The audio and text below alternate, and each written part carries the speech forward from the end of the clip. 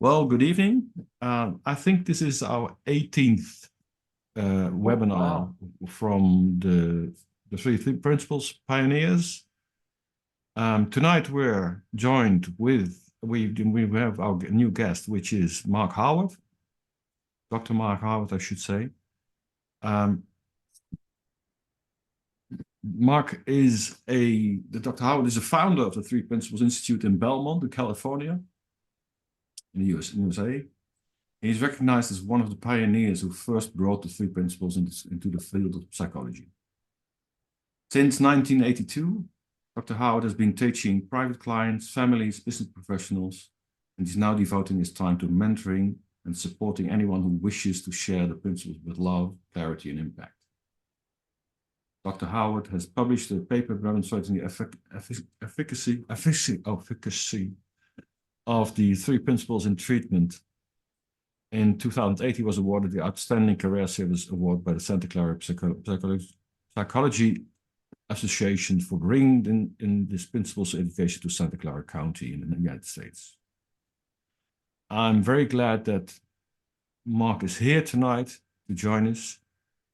We'll ask him to give a short introduction about how he became a member of the Three Principles community and his career. And I'll give you the floor, please, Mark. Well, thank you so much. Nice to be here. And, with our numbers, we could really, kind of work together personally, and see how I can answer any questions. But, I got, excuse me, sorry. I got directed to go listen to Sydney Banks, who was giving a professional evening in my area, the San Francisco, California Bay Area here, because I had reached out to a supervisor of mine and I wanted to stop being kind of an angry man and I wanted to just be happy. So he had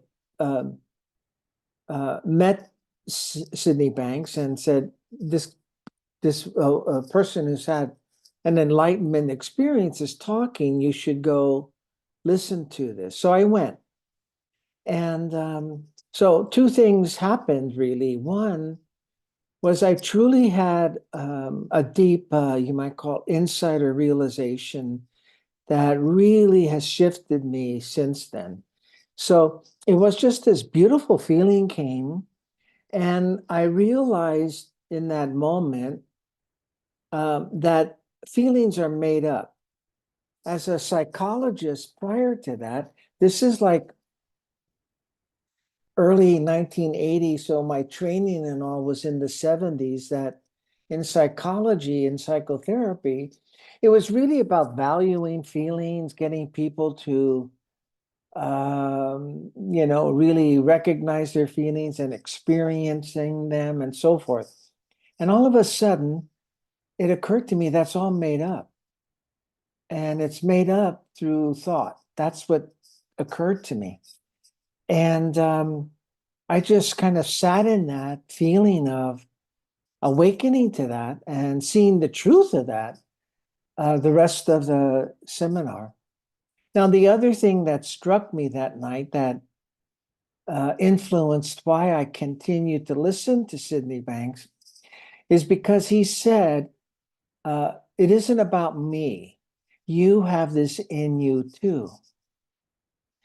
And if all of if you've had trainings in terms of coaching or therapy or a health practice, if you've studied an approach, the person who has developed the approach wants you to get proficient in their way.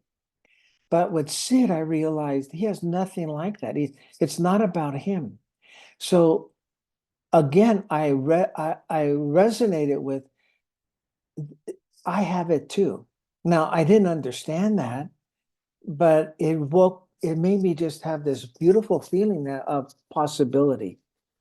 So, really short, from that evening on, I no longer practice traditional psychology or psychotherapy.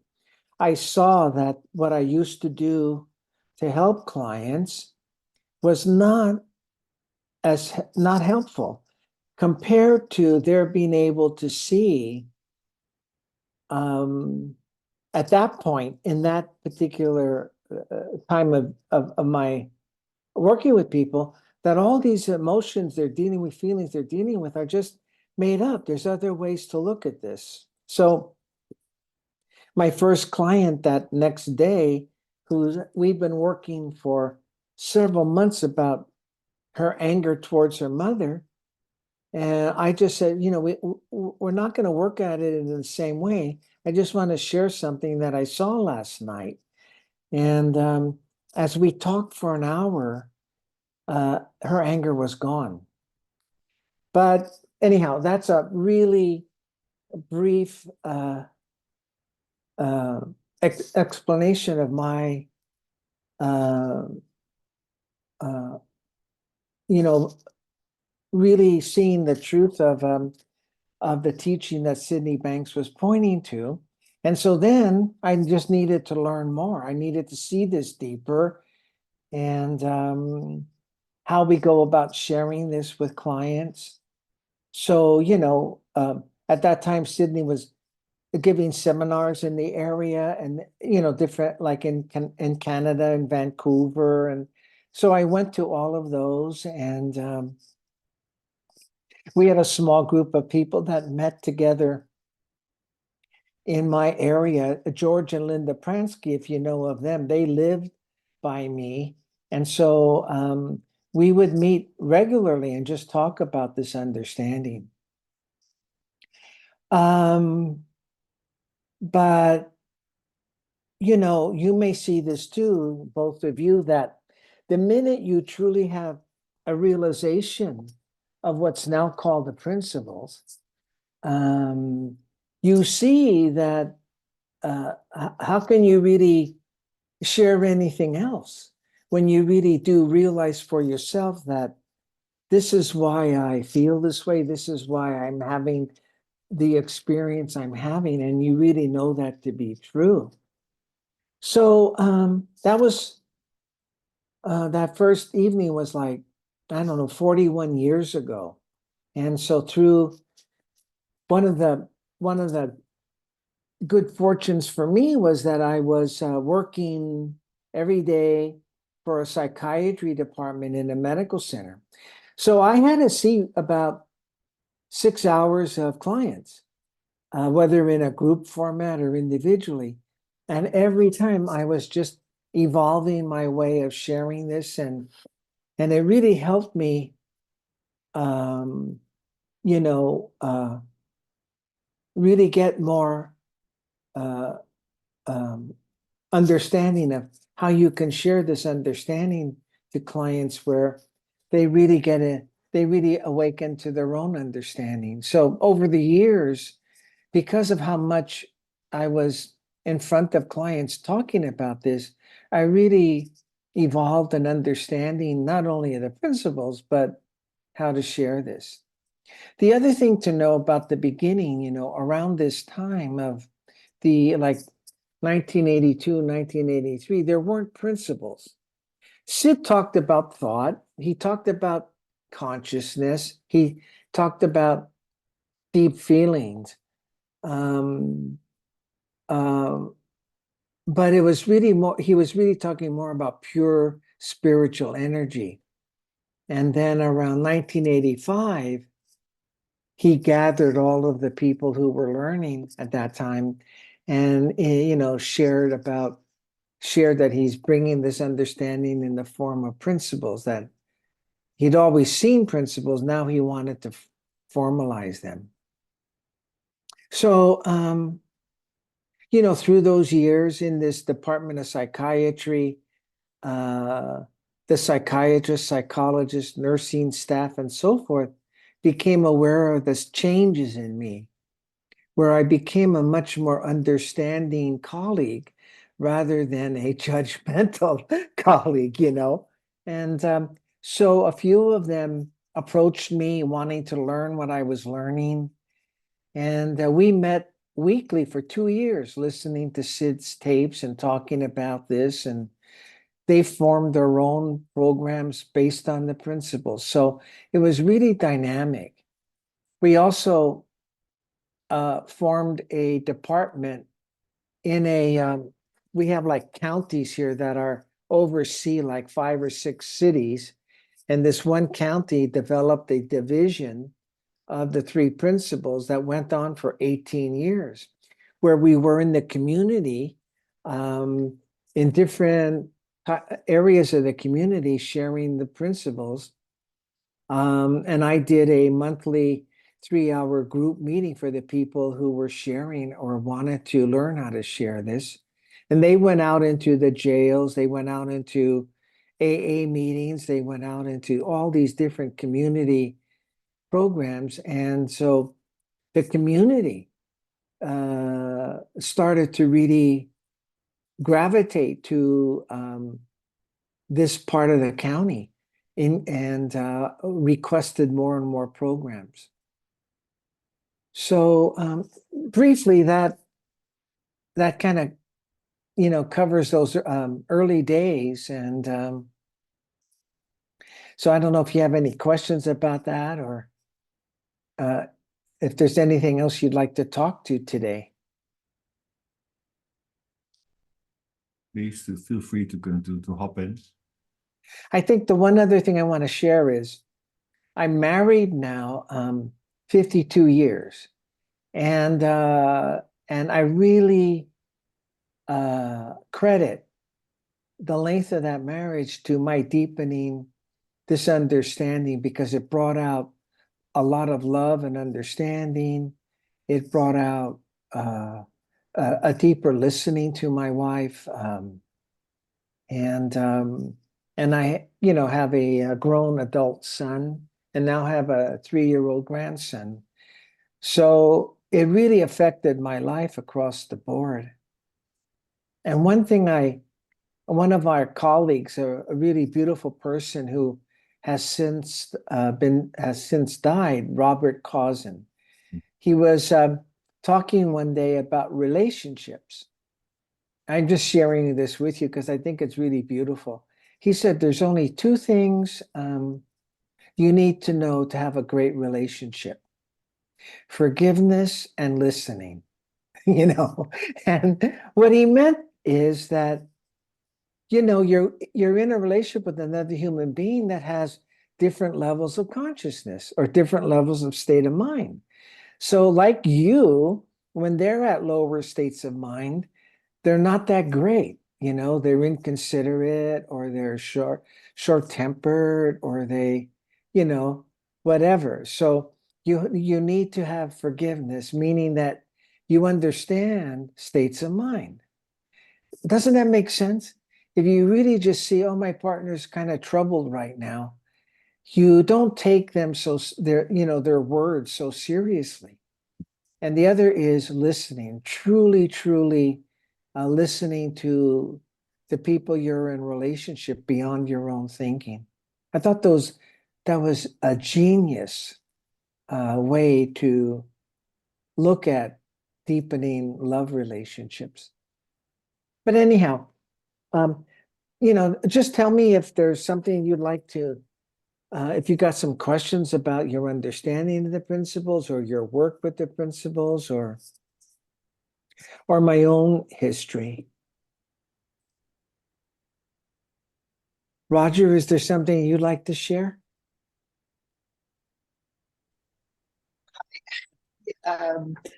Well, actually, I was kind of curious about because you were sharing that how you started sharing the 3 principles, and I'm kind of in a situation right now where I share the 3 principles, but like in a voluntary way. Like, it's not my job. I have a daytime job, so to speak, but I just have this feeling that I want to do more. Yes. And I've had so much of my life has changed through this understanding for myself personally. But when I think about making this like a practice, or yeah, doing this for money, sharing this for money, I just, I don't know. I get clogged. Like I don't know.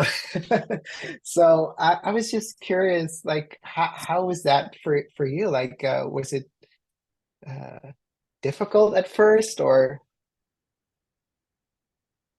Well, let me take some time with what you're sharing to respond to what you're talking about.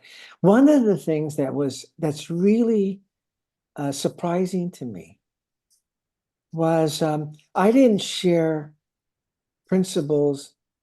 First, I didn't understand them, but they weren't around at that time. But I really only knew one thing. Now, in my traditional practice, I knew a lot of stuff because I was trained in all of these models of psychotherapy, for example, you know. But when I was sharing initially, I had like one sentence. That's all I was sharing. But Roger, what I knew was that's true. This sentence is more true than, let's say, a Gestalt exercise or a Freudian analysis, for example. So you share just what you know. You don't share to people the three principles. You share what you have found. And that's where you're really powerful. So when my first client came in, I told them I can't do what I used to do, but I've only got this one thing to share with you. You want to hear it? And so I shared that, and then we just started to talk about that. I just shared, all these feelings of anger you have, they're just made up. That's what I saw. You're just making them up. There's another way to look at your mother. There's another way to look at how to be in your life. Let's talk there. So that's the first thing. Don't think you have to share the principles. What you have to share is, what did you see and what is meaningful for you? The other thing is, in sharing them, given that you're not in the role where people come to you to hear them, you really want to have permission to share them. You really want to just get the permission from people you're with to say, to share something. I just really saw something that's really helpful. Can I share it with you? So that's very important, to just get permission to share this with them, and stay with what you know. So I'll give you an example. I mentor a lot of people that want to now coach from the principles. And I had this person who was just starting out with looking at how she could do something to share this in some way. And we talked about, well, do you talk to anybody around in your community about, do you ever have conversations with people? She says, oh, yeah. Every day when I pick up my kids from school, there's a group of us mothers that are out there waiting for our kids. And I said, well, what have you shared with them? Well, I've tried talking to them about the three principles, but it doesn't go anywhere. So I said, well, are you talking to them about thought, mind, and consciousness? She said, yeah, that's what I'm doing. They said, well, no wonder, they don't, that's just hard to do. It's hard to share them just in the spur of the moment. I wonder if you could get permission to just share with them what you've seen, what has been helpful to you. What have you noticed? Because they kept asking her, what have you learned? Because the way you're with your kids now are so different, that we just noticed that you're just so calmer and loving and accepting of how they are. So she tried to tell them it's because of these three principles. So, but I shared with her, why don't you just ask ask them what is it that they're seeing, and get permission to just share what you have seen. Well, once she did that, they started to have these conversations about it. And she got the idea of inviting them over to her house on Saturday mornings for coffee and just to explore it more. And it's become a Saturday morning group now that people in the neighborhood are coming to. So it's just an example, Roger, of just stay with what you know and get permission. Now, here's what helps if you have some feelings about sharing this in terms of a coaching realm or whatever. Don't think about it as coaching. Think about it as sharing an understanding that will help people if they can hear you. And the form is coaching. So what the feeling is you want to get behind is being of service to this understanding that you and the three of us really have been blessed to see a little bit about. You see, you want to get in the feeling of serving these principles. The minute you think of yourself as a coach, we get nervous because we kind of start thinking, well, how do you do that? Geez, I don't have a website. Oh man, who do I got to do? But when you get into the feeling of being of service to this understanding and seeing that whatever it is you've seen can really help another human being. It really can. No matter what you've seen, if you talk about that with people, you just have conversations with people about that, they will wake up to it. They don't see it, So that's the place to be in you when you think about taking a step into helping other people. You see, Roger, that's where you want to sit. What I shared with you, I know it was a lot. No,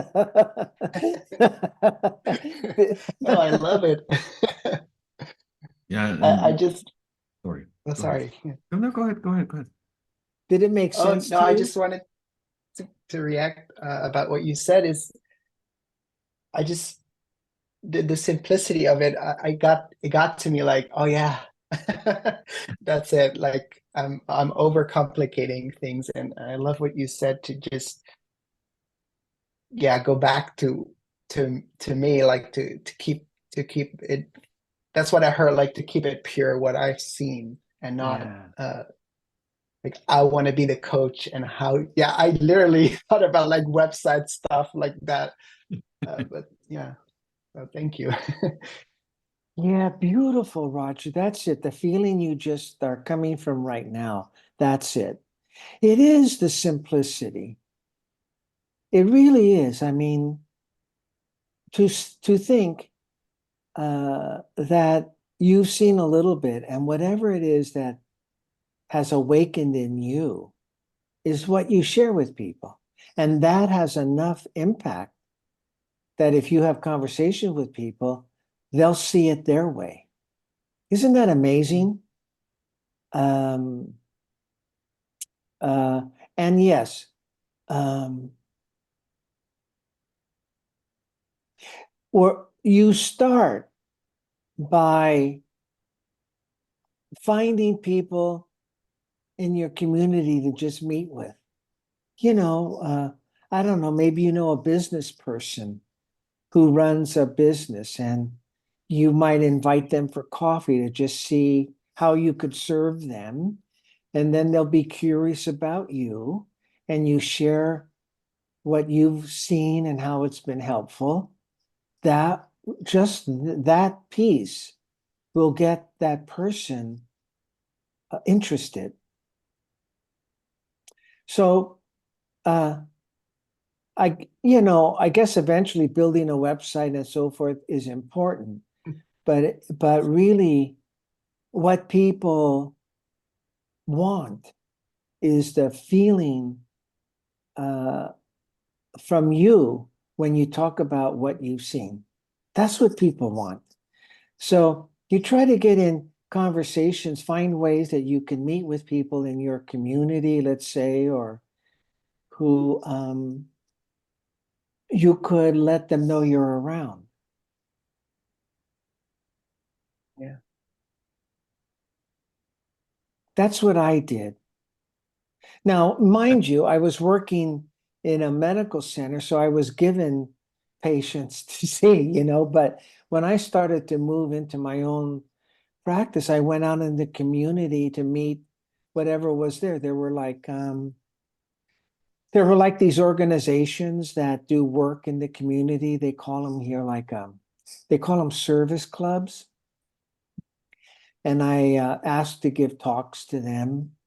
And then I just, like the people that I already did business with, like I just asked if they were open to having a coffee with me. And I was genuinely interested in helping them, with their business. But in our conversations, when they asked about me, I just talked about what was helpful to me, how I now am looking to help people find a nice relationship with people and feel, good about themselves rather than living in self-doubt. Just things like that uh, occurred to me to explain to people. But you want to always stay with your heart around sitting in wanting to serve the understanding. Now, when you sit there, remember, you have the intelligence of mind going for you. So it will give you an idea. The outside world will tell you, build a website.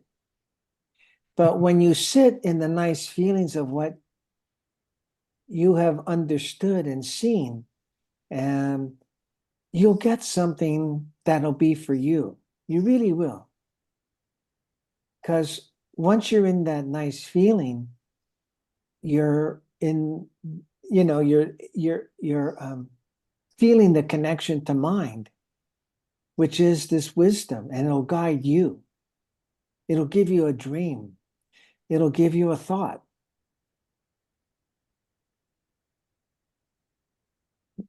Does that make sense? Is that making sense absolutely. if I'm sharing that? Yeah. And because it has already done that many times, not in this area particularly, but in other areas. So I know it's I know wisdom is there. It's just that when I get too controlling about this particular area, then I stop seeing it. So it's a good reminder of what you shared. Yeah. Well, Roger, that's human. Right. We all do that. But see, what's beautiful about what you're saying and what this insight, what this understanding provides us is we can see what we're doing. So you could Right. wake up to, oh, there I go again. I'm trying to control things. See, you can just see, oh man, once you see that, you can, like you did, like when you see wisdom in other areas, you could let go of that thinking and try to come back to your nice feeling. See, that's the beauty of this understanding, is that it doesn't wipe away our habits of thought.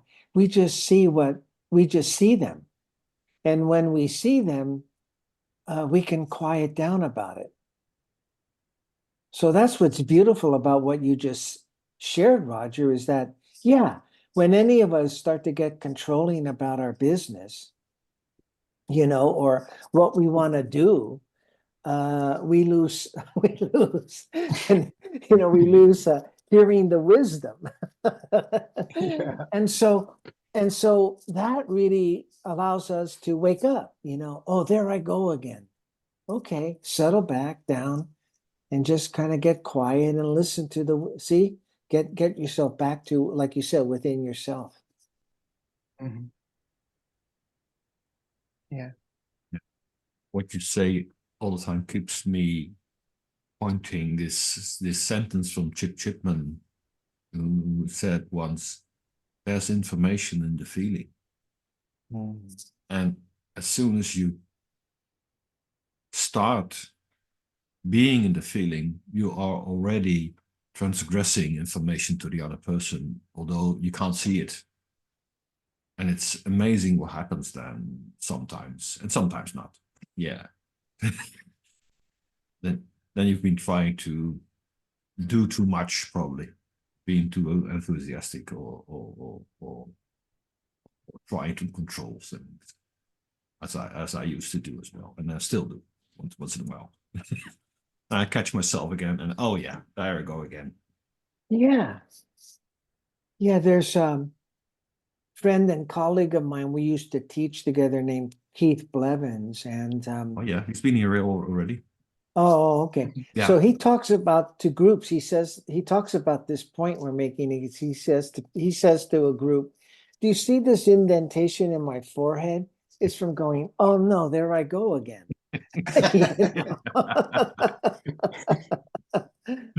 Well, yeah, I love what Chip has shared because, it comes from Sid, who said, it's really love and understanding. And in those feelings is the wisdom.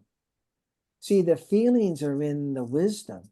That's where there's information in that feeling. So like for me, like, Roger was talking about other areas of his life. When I, so much time sitting in that feeling helped me get wisdom about how to be in my relationships. And at times it would give me ways to be in my relationship that I never thought of before. In all of my training in therapy and in what they called marital therapy, it was never presented.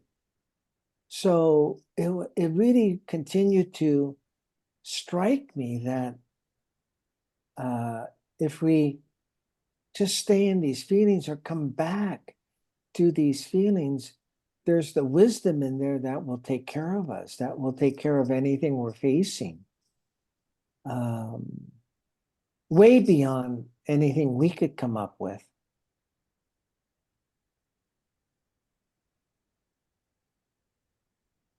And that also takes away the feeling of not being able to cope with the situation at hand, because you don't have to cope with the situation at hand. You just have to experience it and just say, okay, this is happening right now. I don't have to have a judgment about this. I don't have to make something of it. It will come to me. And it does every time. And that's so amazing. It just pops up from nowhere. It's the same as you're standing under the shower in the morning. You said, oh yeah, of course, I have to do that, or I have to solve that. It's exactly the same. And it's Yeah.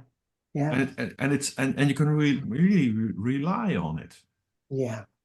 The funny thing is, I've been a management consultant for many years, and I had these jobs where managers and directors were firing all kinds of problems at me, and I didn't have a clue. I didn't have an answer. I just wrote down what they said in a little scripture, and then I closed it and put it away. And 2 days later, something popped up. And I started to rely on that. And it made me very successful in my work because I relied on wisdom before I even knew it existed. Yeah. But I call it, at that moment, I called my little issue stewing pot in the back of my head. And I was imagining I was putting it in that stewing pot and something will pop up, and it always did. Mm-hmm. And the Yeah. funny thing is, if you talk to leaders in organizations, they know this. They know that it works that way. If you talk to leaders in organizations, they immediately recognize this as, oh yeah, it works for me. Oh yeah, I know it works that way. I don't know how it works, but it works and it's reliable. So who cares? And that's what they do. Very often, I find this with people in management functions or CEOs or something like that. I don't talk to CEOs that often, but still, it is what happens all the time, and it's a natural thing, really. We all have it. The only thing is, we have to stop believing our thinking, our personal thinking. Yeah. Because that gets in the way all the time. Every time. And the sad thing is also that your brain is trying to find back roads, back into your thinking again. Trying to find a way back into, oh, well, yeah, but you know, you're not sure about that. And how can you say that? And I said, I don't know. I don't know. It just it feels that way at the moment. That's okay. Well, in my mentoring people in sharing this in their role as a coach or a health practitioner or an educator, the vehicle for that is listening. The vehicle is listening to another human being without your thinking. And the same thing happens when you're listening to clients without your thinking. You're making assumptions about what they need to hear, your opinions of them, your judgments, and so forth. Without all of that, you're guided. You'll see what to do next with your clients. So that's the vehicle in a practice of sharing this understanding that allows you to really gain power in when you share this understanding with another person, is that the listening allows your sharing to be guided by wisdom. But you have to get yourself out of the way, just like you have to get yourself out of the way, like what you just described. But once you do, you really can see what your client needs to hear, or how you need to approach your client. So again, you and other people that you're working with, whether as a consultant or a coach or advisor, your mind, both of you are mind.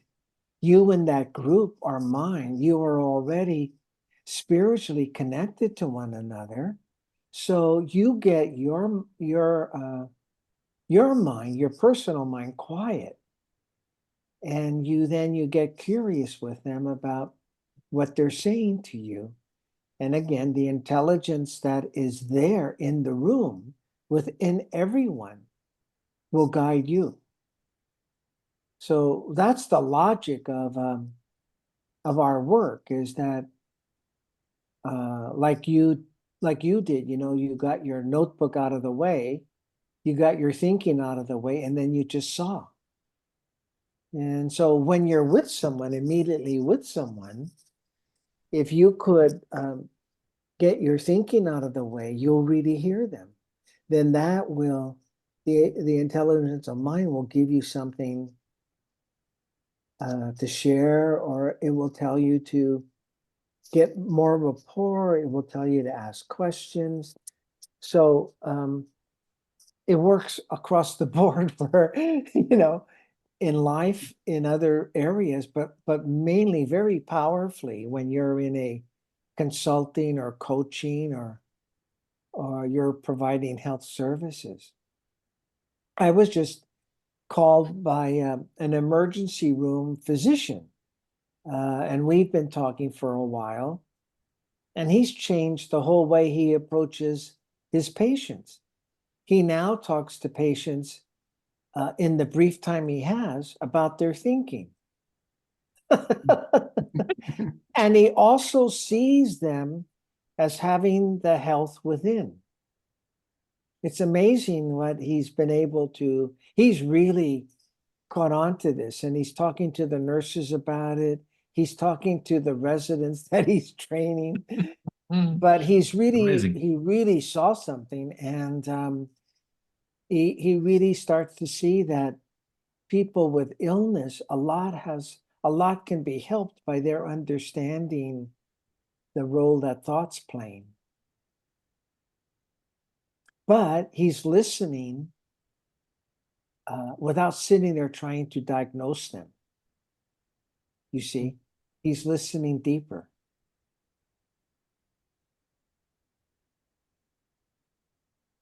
Yeah, and there's an enormous advantage of deep listening, because it allows you to bring forward whatever comes up.